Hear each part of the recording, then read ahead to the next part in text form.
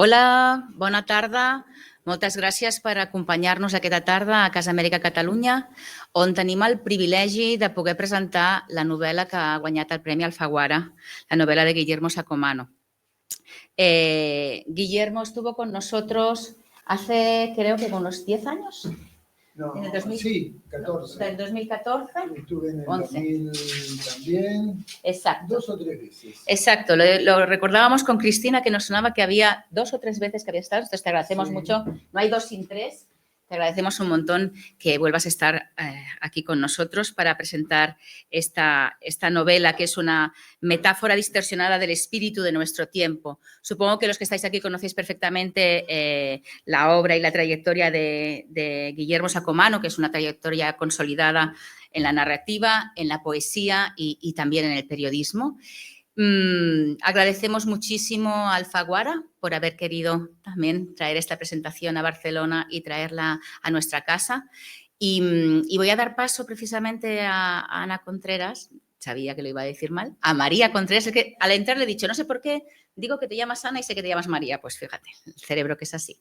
A María Contreras para que nos lea precisamente el acta del jurado y entendamos por qué se ha llevado el premio, previo a que entendamos por qué se ha llevado el premio con la conversación con Pepa Fernández, a quien le agradecemos mucho que esté aquí con nosotros también, Guillermo Sacomano este año.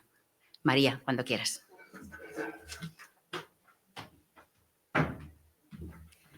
Muchas gracias a todos por vuestra asistencia de parte de la editorial Alfaguara. Yo sencillamente voy a leer el acta del jurado del día que se falló el premio.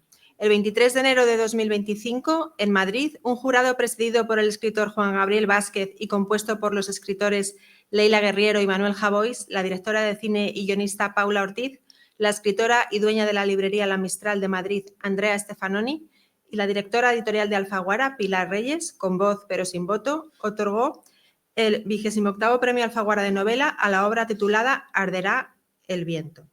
El acta del jurado decía así: el jurado, después de una deliberación en la que tuvo que pronunciarse sobre 5 novelas seleccionadas entre las 725 presentadas, decidió otorgar por unanimidad el 28º Premio Alfaguara de Novela, dotado con $175.000, a la obra presentada bajo el seudónimo de Jim, cuyo título y autor, una vez abierta la plica, resultaron ser Arderá el viento, de Guillermo Sacomano. Los Esterházy, una pareja excéntrica sin un pasado claro, llegan a un pueblo de la costa argentina y comienzan a regentar un antiguo hotel. Estos 2 seres y sus 2 hijos, una niña y un niño más inquietantes y enigmáticos que ellos, producen el efecto de una partícula enfermiza que se introduce en las grietas de una sociedad pequeña y arrasa con su dinámica cotidiana, aparentemente calma. La pareja resulta ser un amplificador de los prejuicios, los deseos ocultos, las supersticiones, los temores y la violencia larvada en muchos de los habitantes del pueblo. Arderá el viento es la historia de una degradación, de un descascaramiento agónico que poco a poco deja a la vista las miserias del cuerpo social. Expuesta al influjo de los Esterházy, la extraña villa costera deja aflorar la oscuridad que circula por sus zonas subterráneas, como si los visitantes fueran una piedra de toque maligna que lograra sacar a la luz la verdadera naturaleza de los personajes.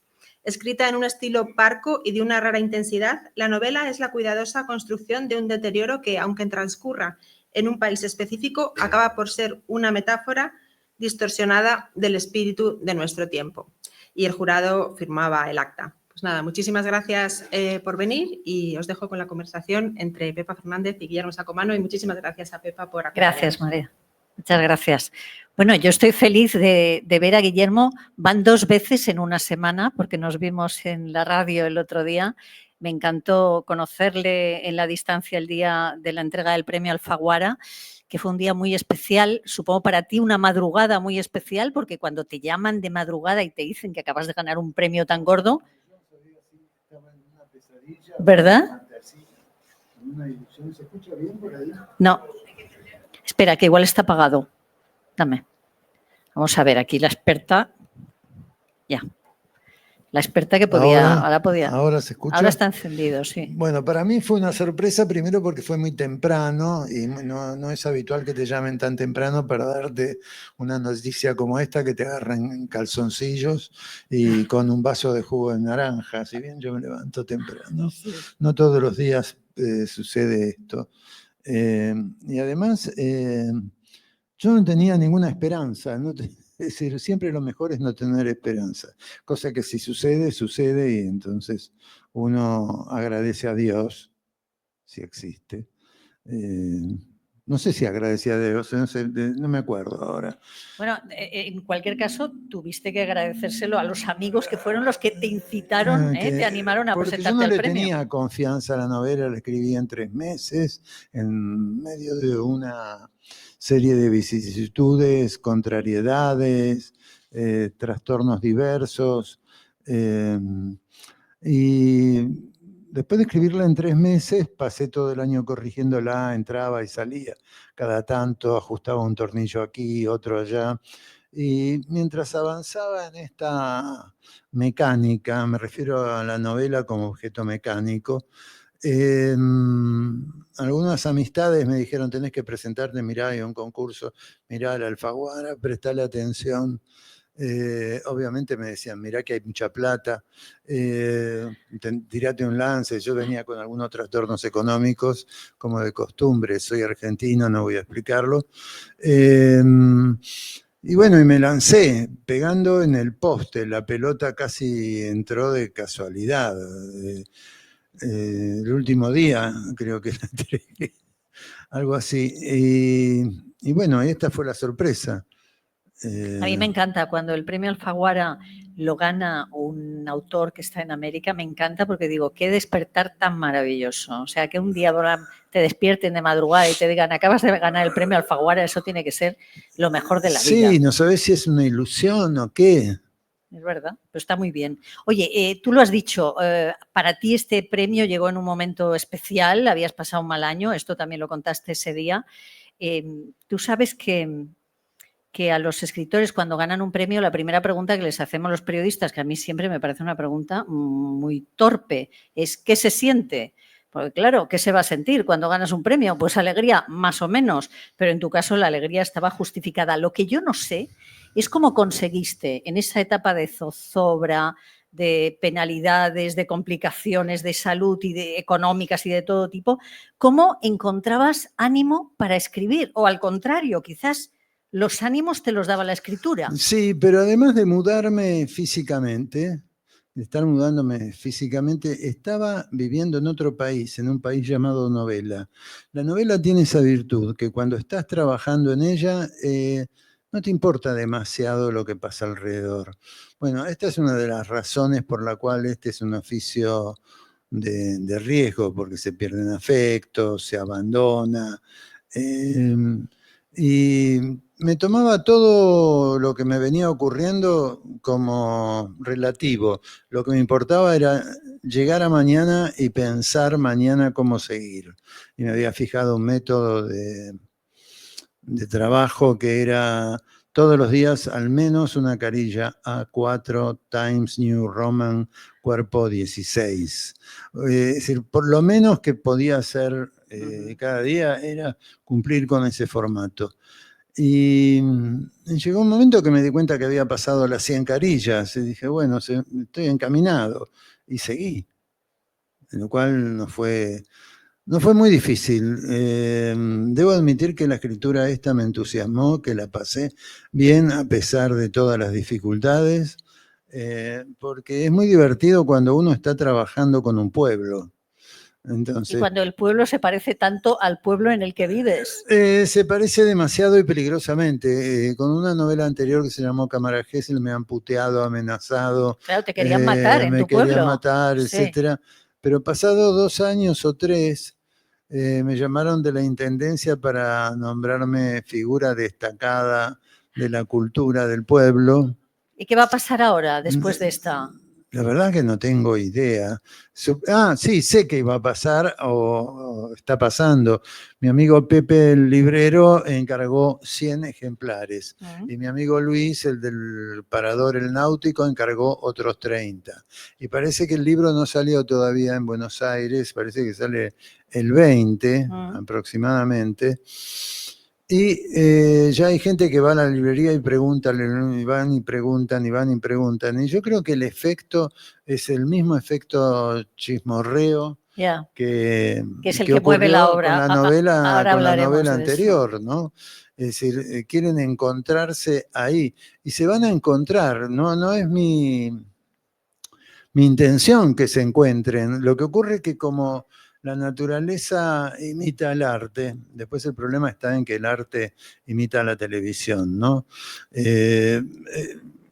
Aún aquellos que no están, que no fueron disparadores de trama, se encuentran. Se dan por aludidos. Eso te pasó en Cámara Gesell, Eso me ¿no? pasó en Cámara Gesell, que una mujer vino a increparme que me había metido con su sexualidad.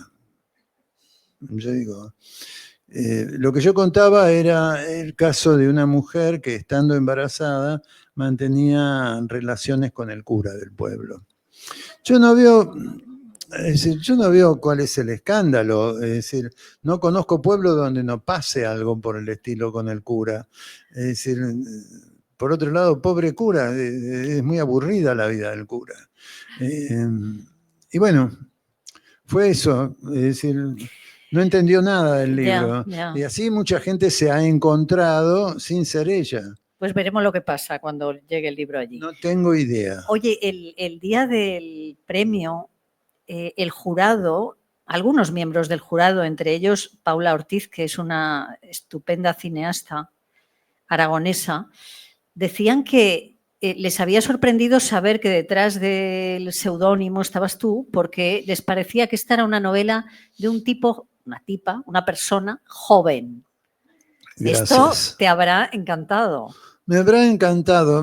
No, porque creo que a cierta edad se escribe un poco mejor. Uno aprendió a no cometer ciertos errores. Comete otros, pero... Bueno, por la audacia seguramente, ¿no? Sí, porque la novela es, como decimos nosotros, es zarpada. Pero ninguna de las miserias y virtudes hay pocas, que cuento en la novela son nuevas. Es decir, yo no sé, no creo demasiado en la originalidad en este punto. Oye, presentaste la novela, lo contaba ahora María al leer el acta del jurado, con el seudónimo de Jim, que es un homenaje, imagino, al Jim de Conrad, ¿no? Yo no sé si a ti te gustan especialmente los personajes que fracasan, que esperan un triunfo y fracasan. Con respecto al Jim, sí, es el Jim de Conrad, pero también pensando después la novela, me di cuenta que había una resonancia de Jim Thompson, un personaje que admiro, que ha creado un pueblo que se llamaba 1280 Almas, la novela. Que es magnífico eso de crear un pueblo.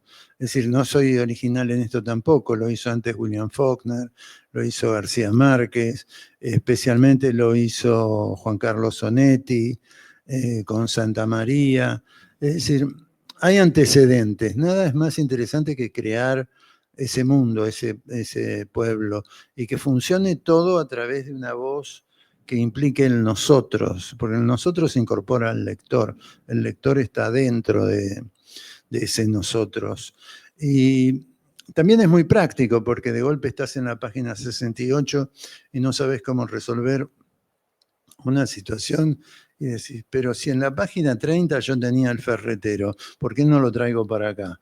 Y entonces los personajes se van encontrando, desencontrando, y mediante este artilugio podés ir practicando el corte para generar suspenso. No sé si me fui de... Bueno, no importa. Pero también lo de Conrad me interesaba por la voz de Conrad, que siempre hay un narrador que es Marlowe, encontrar un personaje que tuviera cierta distancia de los hechos y que contara con esa habilidad de estar cerca y lejos al mismo tiempo de lo sucedido, como incorporando testimonios, incorporando las ficciones que otros arman sobre el personaje, donde el personaje nunca es el que es, sino que puede ser visto desde distintos puntos de vista. A mí me sorprendió el otro día cuando me contabas que esta novela no la planificaste. Nada. O sea, que ibas tirando de un hilo que te iba llevando por caminos que supongo que incluso a ti te sorprendían. Por eso no Pero sabía... Eso siempre me parece maravilloso en un escritor que diga, no está planificado. ¿Cómo que no está planificado? No estaba planificado. De esto puede dar cuenta Malala, mi compañera, que mientras me pasaba todo esto que me pasaba, fiebre, etcétera, COVID, es decir, con un trapo con hielo en la cabeza, yo seguía escribiendo y no tenía idea. Me levantaba a la mañana e iba derecho a la computadora y me parecía fantástico no tener idea de cómo continuar. Es decir, yo no fui nunca uno de esos escritores que planifican el capítulo 1, el capítulo 2, el capítulo 3. No creo mucho en ese tipo de norma. Me parece que lo más interesante es ir descubriendo día a día de lo que estás escribiendo, porque uno escribe también para conocerse a sí mismo, y como uno no se conoce, es decir, también hay que dejarse llevar por ese matiz de incógnita. Bueno, Arderá el viento es una novela que habla, pues eso, de una combustión social en un lugar muy concreto, en un pueblo muy concreto. Y empieza así, dice, el cadáver amanecerá en un barrial del sur, 5 impactos de 9 milímetros. No nos vamos a poner a detallar dónde le acertaron los balazos, si en el pulmón izquierdo, en el hígado, donde sea. Detallar los impactos no aclara demasiado el asunto. Nadie vio nada, pero la sangre está.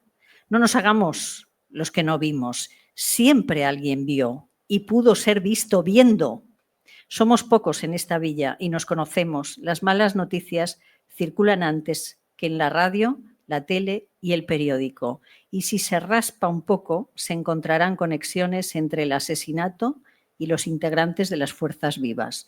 Bueno, no me digan ustedes que no es un comienzo prometedor este. Hay un asesinato y nadie vio nada, ¿no? Hay que empezar desde arriba, porque hay tiempo para que decaiga. Empiezas en alto, o sea, con mano, de verdad hay te que digo. empezar desde arriba porque los lectores están cansados, entonces uno tiene que de alguna manera atraerlos. No, los enganchas desde... Es verdad, te voy a decir, como lectora de esta novela, que te entran unas ganas locas de no dejar de leer, porque como los capítulos están todos seguidos, digamos que no cambias de página, hay un número que los separa, es una especie de mosaico y es como cuando uno es adicto a una serie y está viendo una serie en una plataforma, en la televisión, y se engancha y no, voy a ver el siguiente capítulo, Bueno, a ver, yo aprendí bastante trabajando en publicidad y en historieta, géneros habitualmente desprestigiados.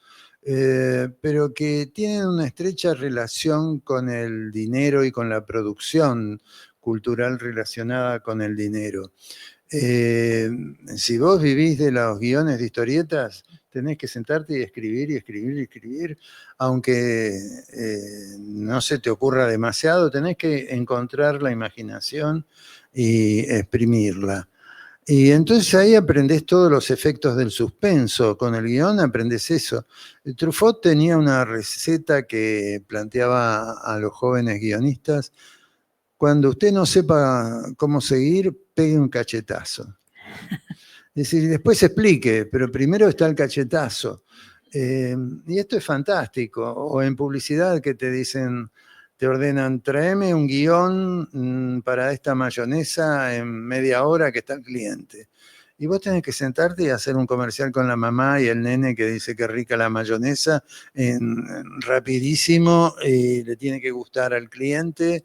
Y bueno, y además este tipo de producción de escritura está muy, muy, muy ligada al folletín y los orígenes de la novela. como hoy la conocemos. Es decir, las series no han inventado nada. Tanto Tolstoy como Dostoyevsky como Dickens escribían para los diarios. ¿Por qué? Porque los diarios se dieron cuenta un buen día de que publicando ficción y ficción por entregas ganaban público. Enganchaban Entonces la gente se acercaba a los diarios más por el folletín, por la novela por entregas, que por las noticias. Bueno, vamos a contar un poquito de la novela, un poquito. Arderá el viento cuenta, como muy bien decía el jurado, la historia de una familia, los Esterházy. ¿Cómo lo dices tú? Es que yo no sé decirlo. Esterházy. Es que como tiene la H intercalada ahí. No se me ocurre porque no sé húngaro. Esterházy. Bueno, que llegan a ese pueblo de la costa argentina con la intención de abrir un hotel. Claro, nadie sabe nada de su pasado. Él tiene como un aura de noble, pero no sabemos si es varón, si es conde, si es duque, si es príncipe, no sabemos qué es. Y se cambia la identidad. Se cambia, de vez en cuando es una cosa y de vez en cuando es otra, ¿no? Tienen 2 hijos también muy enigmáticos. Frikis. Frikis, esta es la palabra, sí. Y bueno, crean una grieta en ese pueblo donde afloran las cosas que ya estaban allí, pero a veces hace falta una chispa para que aflore. Yo creo que la grieta, más que grieta, yo hablaría de lucha de clases y de rivalidades y competencias y envidias, deseos frustrados. Todo eso estaba. Lo que hace esta pareja o esta familia es de alguna manera catalizar, precipitar lo que estaba latente. Sí, ahí estaba, ahí estaba. Estaba ahí. Y la conexión de todo esto está dada por la madre, que es a la vez femme fatale, se propone como poeta y no le va bien, después escribe una novela libertina, queriendo... Una novela porno, no erótica, porno. No creas, porque cuando yo la escribía consulté bastante La sonrisa vertical y hay una novela que me vino como anillo al dedo porque está escrita desde el punto de vista de una mujer que se llama Memorias de una cantante alemana, de Wilhelmine, no sé cuánto, de Vries, así el apellido, Schröder de Vries. Que fue realmente, había una cantante alemana que era una de las predilectas de Wagner, que además de cantar escribió esta novela como un memorial en broma, y que la encontraron los descendientes muchos años después. Y está probado que fue de ella el libro. Y es un libro de lo más gracioso, porque la literatura libertina, si tiene algo que la hace amena, es la gracia de contar las escenas que se supone son fuertes. Porque si no hay un poco de gracia, entonces, como decía un escritor, una novela libertina se convierte en una crónica deportiva, como de un partido de fútbol. Sí. Entonces tiene que haber cierta amenidad dada por el humor. Como en un manual de mecánica, digamos. Como en un también. manual de mecánica, de físico-química. Bueno, y además ella es el conector entre todos los personajes del pueblo. Yo de esto me iba dando cuenta a medida que escribía. No es que me senté y pensé, esto va a ser así, deliberadamente. Y bueno, vamos conociendo el pueblo a través de ella, de sus relaciones eróticas con el intendente, el comisario y no sé quién es más del pueblo. Sí, tiene a todo el pueblo, tiene la información de todo el pueblo. Ella es muy democrática, además, no le niega su vagina a nadie, y menos si puede obtener algún favor.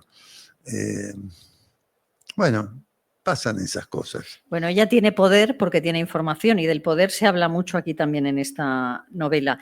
Pero mencionabas antes la importancia de los chismorreos, de los rumores. Por eso seguramente has utilizado un pueblo que no es tan pequeño para nosotros, porque tu pueblo tiene 60.000 habitantes, para nosotros sería una ciudad pequeña, pero... Sí, fíjate. Cuando yo llegué hace muchísimos años, hace más de 30, había casi 30.000 Ya. y el pueblo fue creciendo. Y para nosotros un pueblo sería 10.000, una cosa así. Claro, es muy diferente. Ya. Y entonces el que sean tantos, yo creo que es encantador y prestar atención a lo que se dice de fulano, de mengano, etcétera, es muy atractivo. Es decir, el rumor es un gran material con el cual trabajar. O sea, ¿por qué nos fascinan los rumores, los chismorreos? ¿Por qué? Porque en cada chismorreo vos siempre difamás a alguien, al fulano, la fulana, etc. Y creo que no hay nada más atractivo que esa maldad de la lengua de contar al otro patéticamente. En un pueblo vos ves un tipo que viene caminando por la calle, tropieza, se cae, y los que miran dicen, pero José siempre borracho. Pues sí, es cierto. Camina 2 cuadras más y dicen, mira, ¿sabes por qué está borracho? Porque le golpea a la mujer. Bueno, pasando 4 cuadras, este tal José le pega también a los hijos. Pasando 8 cuadras es el que asaltó el banco. Claro. Y así va creciendo el rumor. El teléfono escacharrado, o sea, el rumor acaba convertido en una cosa que no tiene nada que ver. Y no importa quién sos, sino quién sos para los otros. Sí. Es decir, el problema es no creerse quién es uno para los demás, que puede ocurrirte también. El otro día, ahora que dices esto, leía que las 2 cosas de las que más se arrepiente la gente al final de la vida es, una de ellas, no haber estado más con los seres queridos, que eso es bastante obvio, y la segunda es haber dado demasiada importancia a lo que los demás piensan de uno. Totalmente de acuerdo. Yo no sé qué pensarán cuando me muera porque ahí quedan libros. O sea que de mí Pero no van a pensar, igual, pensarán claro. de los libros. Bueno, en tu novela hay algo que también podemos reconocer todos, y es que hay dentro del pueblo, digamos, de la pequeña ciudad, hay barrios, y la amenaza a la seguridad siempre viene de los otros, digamos, de los asentamientos más allá de la circunvalación. Tú dices, de los marrones, de los indios, de ahí viene el miedo. Lo pensamos, pero no lo decimos. Aquí aquí en Europa los partidos de ultraderecha sí lo dicen esto. Sí, lo que se piensa de los oscuros, que son el enemigo. En realidad, todo aquel que viene de afuera al principio es enemigo. Es decir, adaptarte a un pueblo siendo al principio forastero te lleva por lo menos 2 años hasta que te conocen. Pero tampoco esto es tan así, porque después de esos 2 años, el pueblo tiene también, te diría que un espíritu casi solidario, de que te ocurre tener que ir a la farmacia a comprar un medicamento para tu hijo en la madrugada y te olvidaste de llevar dinero, el farmacéutico te dice llévatelo, lo pagas mañana. Entonces, se dan las 2 cosas. Lo que pasa es que lo más atractivo es la maledicencia. Total. Y sí, es la que obtiene claro. Mejor prensa. Oye, en esta novela hay víctimas y hay verdugos, digamos. Y hay una frase que dice, si no querés ser víctima, tenés que ser victimario. Qué difícil es elegir ahí, ¿eh? Se trata de sobrevivir y quien más, quien menos es cómplice de pequeños actos delictivos. No hay salvación, no hay redención, yo no soy muy optimista. A veces me pregunto para qué tuve hijos, ¿no? Considerando el futuro como se presenta. También me tendría que preguntar por qué escribo libros si no tengo ningún optimismo, pero bueno, pienso que escribir tiene algún sentido, si bien no creo en la literatura de carácter evangelista. Oye, suceden en esta historia cosas fuertes, terribles, a veces disparatadas, pero eso no la aleja de la realidad, al contrario, todo lo que sucede en ella podría ser real. ¿No hay nada más disparatado que la realidad? Un escritor amigo, Antonio Dalmaceto, decía, la realidad exagera. Y yo creo que es cierto en parte. Yo creo que a veces hay aspectos de la realidad que puestos en una novela no serían creíbles. No, pero si vos lo ves a través los noticiarios, los políticos, los crímenes, la comidilla de la farándula, todo. Es decir, es un espectáculo. A mí me interesa mucho ver, por ejemplo, los supuestos realities. El otro día veía un programa, mi novia me tiró con la almohada, donde una chica que se había convertido en musulmana lloraba ante la cámara porque la madre le había quitado el saludo cuando se había puesto el pañuelo. Y la historia que contaba de desencuentro con la madre era de lo más interesante, pero lo más interesante era que además estaba la hermana con la que se había peleado, y lentamente esto se convirtió en un folletón que daba, yo digo, acá hay un cuento. No sé si un cuento para Salman Rushdie, pero había un cuento. Hay un cuento, hay un cuento.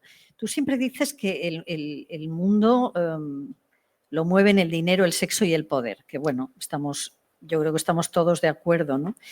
El otro día lo hablábamos en la radio, el poder tiende a corromper a las personas. También hay corruptos en esta novela. Yo creo que muchos llegan corruptos ya, porque... Hombre, la semilla tienen que tenerla. Yo no creo que aparezca... Sí, no es gratis, porque hay que ser Putin, hay que ser Trump, hay que ser esos personajes, hay que ser Zelensky. ¿A quién se le ocurre ser presidente? ¿Cómo se llega a ser ministro, presidente? ¿Qué tienen de atractivo esos cargos? Hombre, en la vida. Parece que para ellos mucho tienen gran atractivo. Pero... ¿No? A mí me parece... Fíjate, estamos ahora mismo bailando todos al ritmo de Trump. No, yo no. No, tú no, yo tampoco, pero fíjate cómo toda Europa está bailando al ritmo de Trump. En América no sé, pero nosotros y los de Groenlandia son los que más bailan ahora mismo, ¿no? Pero es verdad, este señor que, bueno, se podría quedar en su país quietito y no interferir, pero a él le debe de encantar. No lo conozco tanto como para opinar. Yo tampoco, pero le debe de encantar pensar que está imbuido del espíritu divino y que puede controlar el mundo. Lo desesperante del asunto es que uno de estos un día toca el botón. Ya, pues esa es la cosa. Me acordé ahora, en Argentina había hace muchos años un programa que se llamaba No Toca Botón. Y bueno, alguno lo va a tocar en algún momento, no sé. Mi padre me decía que los antiguos, cuando inventaron la catapulta, pensaban que se venía el fin del mundo. No vino el fin del mundo. Bueno, me alegro de verte optimista. No, en no este es sentido. optimismo, porque optimismo sería que todo se terminara de una vez, pero no, el problema es que esto va a seguir. Bueno, ya sabes que esta semana está muy bien que hayas estado aquí en España estos días, porque a los europeos nos han aleccionado sobre el kit de emergencia que tenemos que preparar para sobrevivir 72 horas. Digo, y el resto, porque claro, que van a ir a ayudarte en 72 horas. En caso de guerra nuclear, el kit de emergencia yo creo que podemos obviarlo, ¿no? La verdad que no tengo idea. En fin, es igual, mejor que has estado ocupado. Me pareció muy gracioso. Ahí también tienes una novela. Oye, te hablaba de la corrupción porque pero fíjate... ¿por qué te vas a preocupar por esto? No, da igual ya. ¿Cuántas guerras hay en el planeta en este momento? Yo leía en The Guardian la vez pasada, hay como 15 guerras en el planeta. Y es mayor la cantidad de víctimas de desastres ecológicos y de migrantes que mueren en la travesía, etcétera, etcétera, que las víctimas de guerra. Entonces nos dicen, ¿qué mundo estamos viviendo? Es horrible, es horrible. Oye, digo que hablábamos de la corrupción, fíjate este parrafito, podríamos entenderlo todos, porque dice... Obvio que si la inversión, están hablando de construir un barrio privado, un resort, lo que quiere hacer Trump en Gaza más o menos. Dice, obvio que si la inversión será sustanciosa para su construcción, también lo será para aquellos funcionarios y concejales que avalen el proyecto, a quienes se convencerá de la trascendencia inmobiliaria del asunto con la debida discreción que la aprobación requiere, tan a puertas cerradas como transcurre la reunión en la que se cierra el acuerdo en principio de palabra y con un anticipo generoso en dólares. también. Yo Esto no he también me inventado suena. nada. Esto No he inventado- también me suena. ¿Eh? no hay originalidad. Ya no. Y en el tema de la corrupción urbanística aquí podríamos dar No, algunas el clases. problema ¿eh? es mencionar a la soga en la casa del ahorcado. Ustedes también tienen estos problemas. Ya te digo, por eso tu novela, que está muy, o sea, uno la sitúa enseguida en Argentina, lo decíamos el otro día, por el lenguaje, pues por las estaciones del año, hemisferio sur, hemisferio norte, estas cosas, pero es una novela universal porque todo lo que pasa en ese pueblo podemos reconocerlo.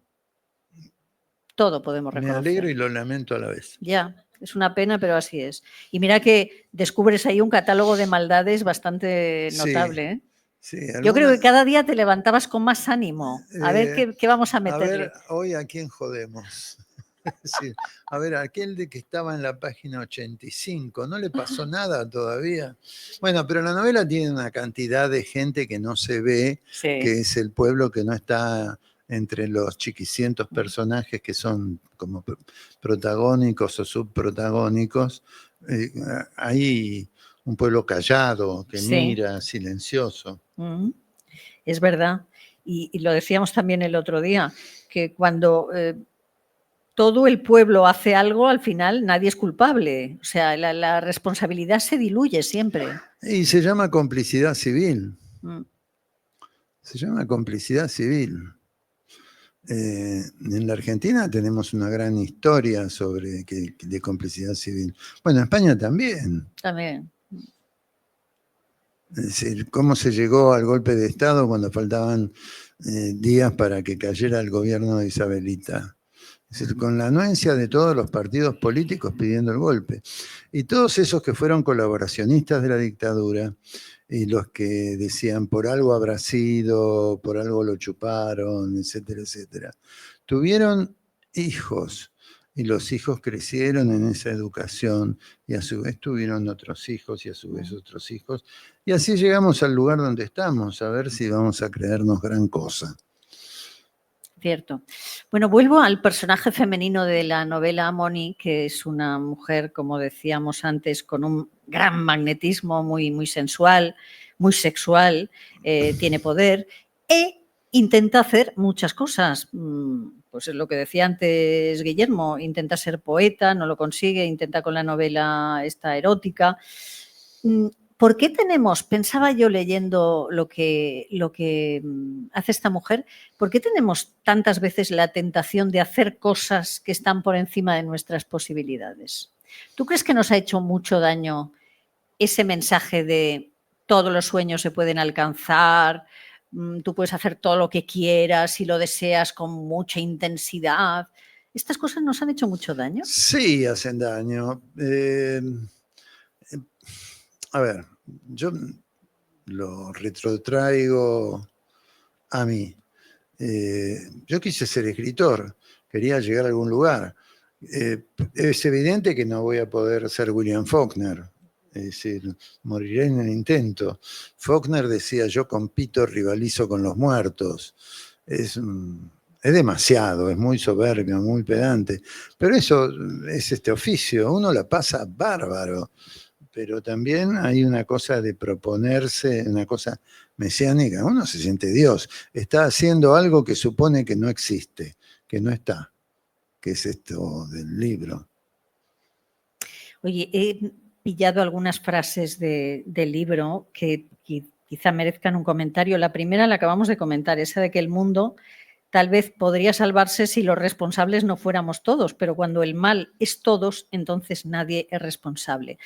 También dices en un momento, escribes, nadie sabe por qué hacemos lo que hacemos.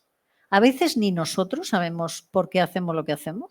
No, hay una gratuidad en los actos, no todos los actos son conscientes. Y máxime este tipo de actos como macabros que suceden en el relato. Yo te diría que es la gratuidad del mal, ¿no? El mal es gratuito, a la vez es tonto. Y como dice Lichín, el mal termina por destruirse a sí mismo. Pues sí.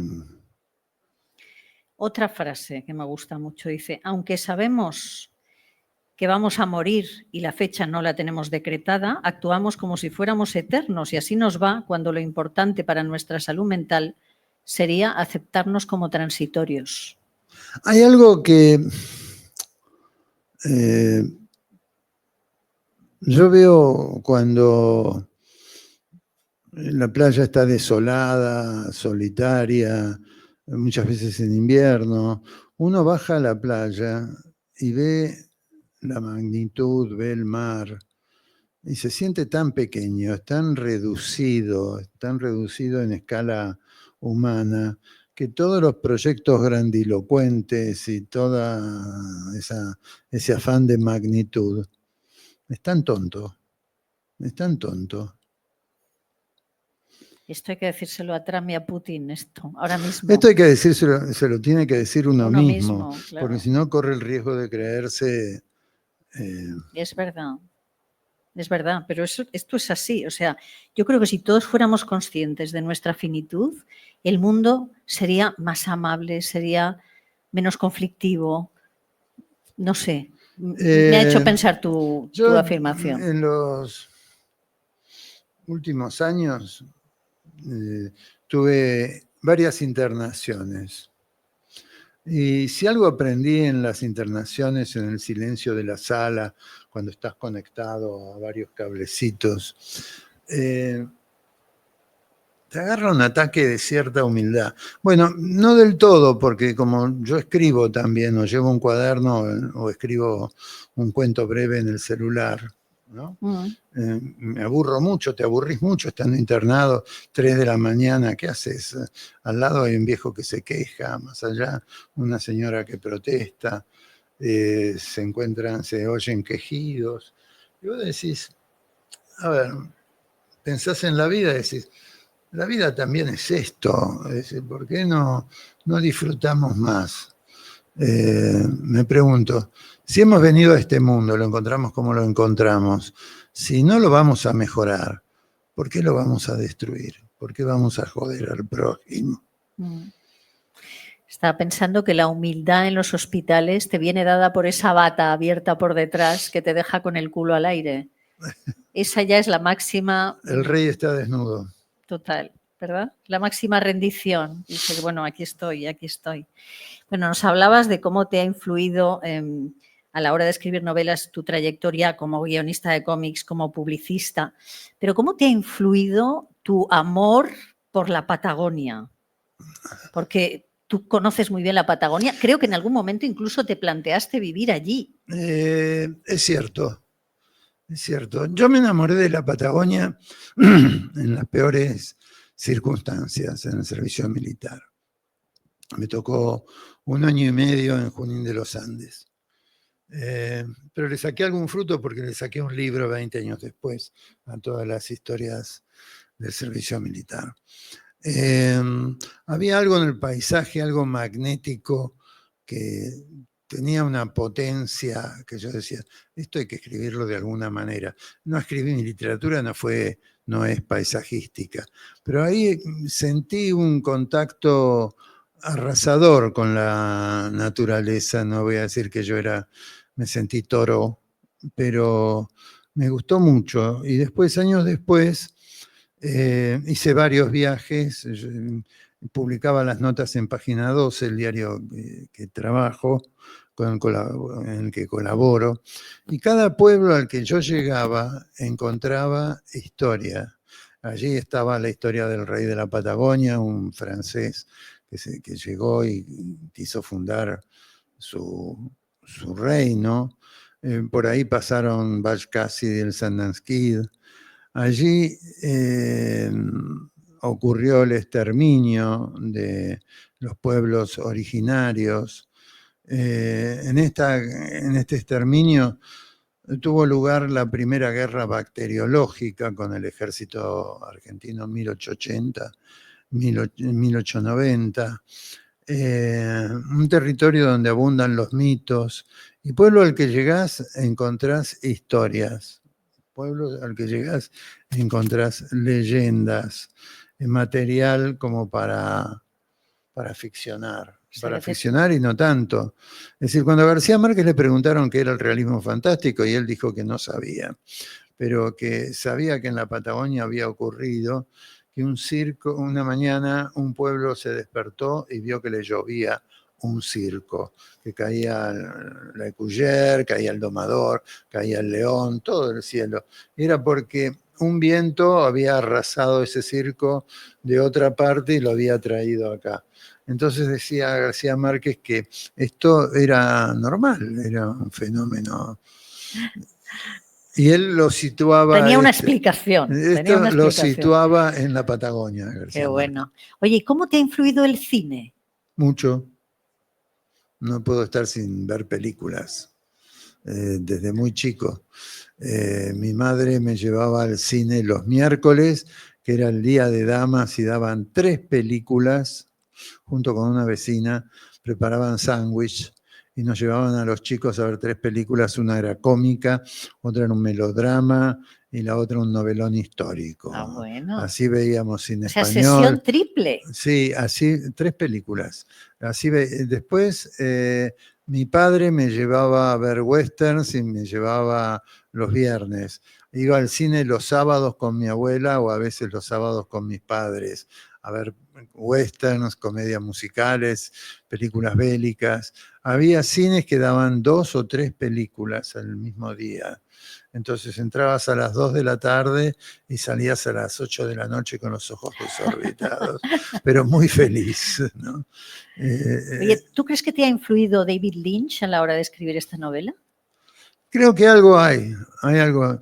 Alguna vez mientras la escribía puse la música de no me acuerdo ahora el nombre, ¿Twin Peaks? de Twin Peaks, de Angelo Badalamenti. Sí. A veces la escucho, es una banda de sonido que me encanta. Bueno, es que hay mucha música también en la novela, pero música muy diversa, desde música clásica, Ravel, Chopin, a Pink Floyd y Luis Miguel incluso. ¿Cómo es la música que escuchas tú? Yo escucho en general jazz y música clásica, pero soy desprejuiciado en general. Ya veo. Y por otro lado, la música que interviene sirve para definir a los personajes. Definís un personaje a través de sus gustos.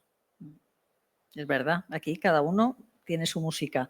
Oye, sé que lo que te influye mucho a ti es la poesía. ¿Tú eres un gran lector de poesía? No sé si gran lector, pero soy muy lector de poesía. Yo leo muy poca ficción. Leo más poesía, porque creo que en la poesía hay algo que conecta con la filosofía de una manera muy curiosa. En un relámpago, en un verso, se contiene a veces un tratado de filosofía, ¿no? ¿Y escribes poesía aunque no la publiques? Sí, pero la escondo, Ya. no me animo. Bueno, te he oído decir, porque los escritores dicen que a veces que le tienen miedo a la página en blanco, y Guillermo Sacomano dice que prefiere que la página en blanco le tenga miedo a él, y me parece una buena decisión. Sí. La página en blanco te ve y ya se arruga. Porque hay veces que vos ves lo que hiciste y después te das cuenta de la audacia, el arrojo y el papelón. Bueno, creo que se nos ha acabado el tiempo porque queríamos abrir la posibilidad de que el público pueda hacer alguna pregunta, que no pregunte solo yo. Así que si se animan. Una fácil. Una fácil, sí, fácil. Espera que pasamos un micro, sí.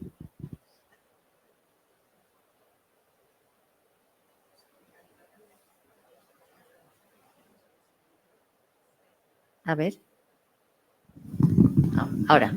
Bueno, yo también estuve en la Patagonia hace más de 20 años y conocí su maravilloso país. Bueno, aparte de eso, este premio, ¿usted va a tener que pagar impuestos? ¿Cómo? Si de este premio va a tener que pagar usted impuestos. Estoy viendo cómo puedo evadirlos. Porque de verdad, es que claro, aquí se reduce muchísimo, ¿eh? Sí. Bueno, gracias por su intervención. No creo que sea ningún delito. No. Yo aquí ya no. No, yo siempre digo que en este país una cosa es lo que se factura y otro lo que se cobra, que Sí, es muy sí, distinto sí, sí. realmente. Por otro lado, creo que este premio tiene ventajas. Este año que pasó tuve que someterme a una operación y la cirugía necesitaba determinados elementos y mis hijas tuvieron que salir corriendo a buscar $15.000, que era lo que costaban estos elementos, unos tornillitos para un stent, una cosa por el estilo. El servicio médico me daba el dinero, pero a 40 días. Para esa época yo ya no iba a estar. Entonces, todavía no me han hecho una devolución del dinero que yo puse, si bien ellos se supone que lo iban a cubrir. La mayoría de los escritores argentinos vivimos a los altos. Por otro lado, cuando uno eligió este oficio, sabe cómo es. Entonces, ¿a qué quejarse? Ya, pero está muy bien que nos recuerdes estas cosas que pasan fuera de No, aquí, es decir, porque aquí a veces, ya sabes que tenemos una sanidad pública universal que deberíamos cuidar y velar por ella lo máximo. hay amigos, conocidos, escritores que en los últimos años la pasaron muy difícil, precisamente por una carencia de la salud pública Sí. o problemas de dinero, o que el servicio médico, porque uno cuando se anota en un servicio médico no lee la letra chica. La letra chica es la que te advierte Es la importante. todo lo que vas a pagar. Claro. ¿Alguna pregunta más? ¿No? No sean tímidos, no sean tímidos. Bueno, son dos preguntas. En primer lugar, yo soy argentino y aunque he vivido más de la mitad de mi vida aquí en Cataluña, y estoy preocupado, como muchos argentinos, del derrotero que ha seguido este último tiempo la sociedad. Pero porque fue elegido por parte importante de la sociedad. Y según dicen, yo no soy sociólogo, parece ser que los jóvenes. ¿Cómo cree que hemos llegado a este momento? ¿Cuáles han sido algunos mecanismos para que...? Y la segunda pregunta es, ¿qué opina de la destrucción del monumento a Bayer en Río Gallegos? Forma parte todo del mismo combo, se llama Argentina. El micro, Guillermo. Forma parte del mismo combo. Se llama Argentina. Es decir, yo creo que los argentinos somos fascistas, aún aquellos que no lo sentimos así. De todo. Fascistas. Fascistas. Bueno, ¿había alguna otra pregunta ya para acabar? Ahí, sí. ¿Qué tal, Guillermo? Comentaste antes de esta nueva forma de escribir, o no sé si es, justamente la pregunta va por ahí, si es una nueva forma que encontraste de escribir, de obligarte a escribir una carilla y que te lleve, mínimo una carilla y que te lleve a donde te lleve, y si te gustó esta forma de escribir y si la vas a volver a utilizar. Porque el resultado fue bueno. Lo he utilizado siempre. En realidad yo pienso que no escribo novelas sino cuentos, que cada capítulo intenta funcionar como un cuento breve. Me parece que no tengo aliento como para escribir capítulos más largos. Y me resulta cómodo. Y creo que todos mis libros los escribí así, si los tengo que revisar. Por otro lado, el cuento me resulta un género tan atractivo, que te permite articular un pequeño relato, con otro, y vas sumando. Bueno, Guillermo, muchas ganas de leer la novela. En este método de escritura que nos has contado, supongo que tú partías de la creación de esa familia que llega a ese pueblo y luego los habitantes del pueblo iban apareciendo. En ese transcurso de aparición mientras creabas, ¿descartaste alguno? Es decir, ¿alguno de los que te apareció dijiste no me sirve para nada, sale? ¿O todos iban apareciendo y todos entraban de provecho en la novela que ibas escribiendo? Yo los dejaba para ver si para algo podían servir. Es decir, no hay que... Los personajes secundarios son más interesantes siempre que los protagónicos. A mí me parece que Sancho es más interesante que el Quijote. Ajá. Bueno, tengo que decir que Pero casi todos es- sirven para algo, ¿eh? Casi todos te sirven para algo, ¿eh? Todos sirven para algo, no hay que descartar nada.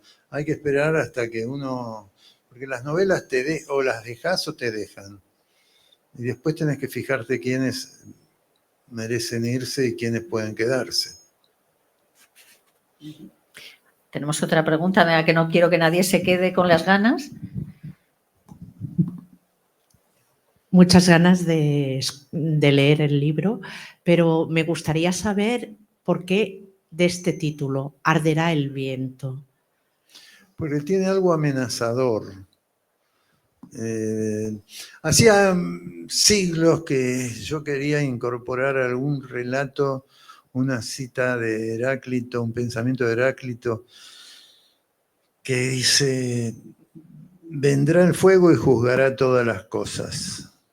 Me parece una idea maravillosa, que todos vamos a arder en algún momento. Y hoy leía en un epígrafe de un libro de ensayos de Anne Fourmantel, una gran psicoanalista y escritora francesa que murió hace pocos años, que cita a San Agustín que dice, en la paz encontré el fuego. Me parece que son como frases fulgurantes y que hablan del encanto que tiene el fuego, del poder simbólico que tiene el fuego. Yo creo que cuando lea la novela entenderá también Entenderán también. el título. Por otro lado, tampoco soy original en esto, porque Onetti en su novela Dejemos arder al viento, cuyo título resuena en el título de mi novela, en su última novela había decidido quemar Santa María. Es decir, una vez que creí este pueblo, bueno, ya está, ahora lo quemo, para que nadie lo siga. Claro, es una solución. Bueno, ¿no hay más preguntas? Pues yo les agradezco mucho a ustedes que hayan estado aquí, a Guillermo, por supuesto. Y Guillermo, Arderá el viento muestra un mundo en el que, tú decías, hay un catálogo de maldades, decíamos antes, un mundo en el que no nos gustaría vivir, pero aún así, ¿tú mantienes siempre un resquicio para la esperanza? No voy a spoilear, pero la novela no termina con chico besa chica. Pero me refiero más a ti, a tu vida. ¿Tú mantienes siempre un resquicio para la esperanza? Mira, yo nunca pensé que iba a llegar a esta edad. Es decir, ¿quién piensa a los 20 que va a llegar a los 70 y pico? Y cuando llegas a los 70 y pico decís, ¿cuánto queda? Es decir, a ver, me saqué una vuelta gratis en la Calecita. Ya, pero es lo que decimos siempre, si tú no supieras el día que has nacido, ¿sabrías la edad que tienes? A veces, yo creo que siempre fui viejo. ¿Sí? Sí. Yo te veo joven y el jurado también te vio muy joven. Al menos vio la juventud en tu escritura. No, pero no creo haber cambiado mucho mi pensamiento desde que era chico, desde que leí Crimen y Castigo a los 14 años. O sea, que eras un viejo joven. Algo así. Oye, que me ha encantado conversar contigo 2 veces en una semana. Es un placer Por ahí la escucharte seguimos y la que leerte. viene. Y nunca sabemos cuándo nos vamos a encontrar aquí o en Argentina. Gracias, Guillermo, y muchas gracias a todos por haber venido. Y gracias a Casa de América. Gracias. Vas a firmar libros, supongo, ¿no? Va a firmar libros, Guillermo, ahora. O sea que tienes que trabajar un poquito más.